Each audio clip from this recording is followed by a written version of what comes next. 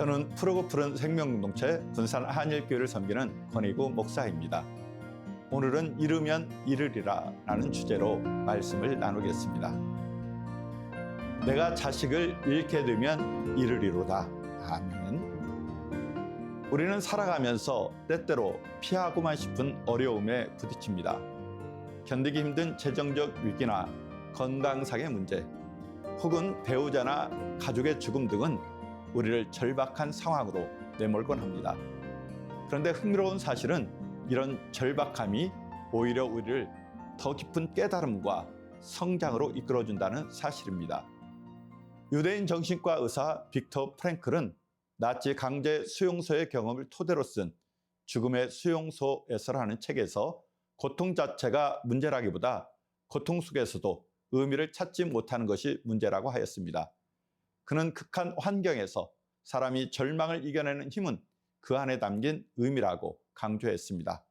끔찍한 고통과 무력함의 자리에 놓인 사람일지라도 스스로 왜 살아야 하는가 그 의미를 발견하는 순간 절망이 아닌 희망의 길을 모색할 수 있다는 것입니다.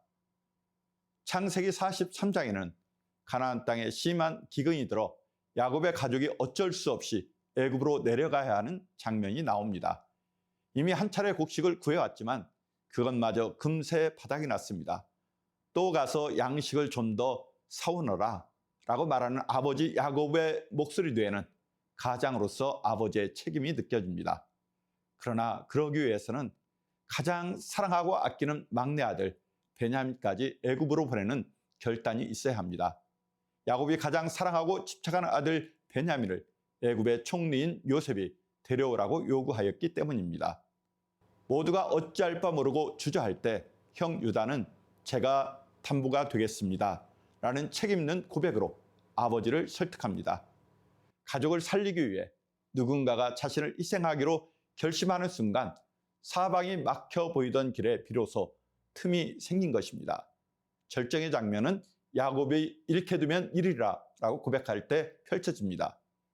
창세기 43장 14절의 말씀, 전능하신 하나님께서 그 사람 앞에서 너희에게 은혜를 베푸사 그 사람으로 너희 다른 형제와 베냐민을 돌려보내게 하시기를 원하노라.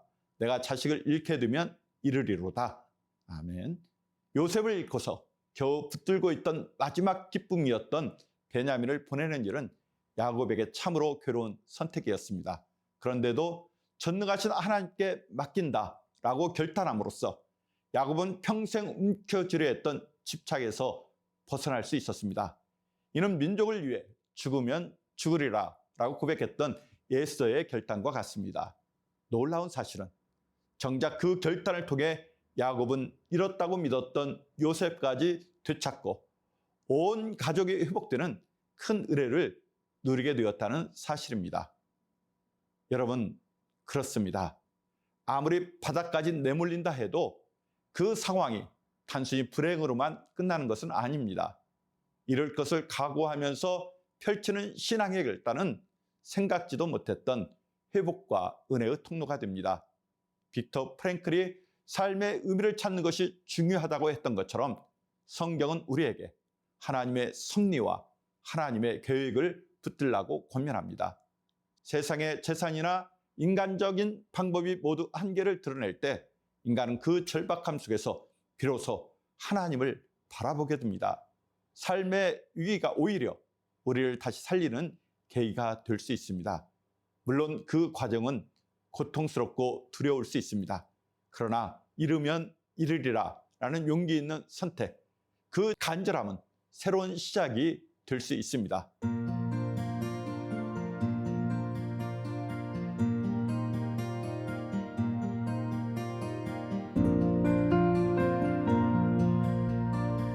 여러분, 지금 힘들고 어려운 상황, 절박한 상황을 마주하고 있습니까?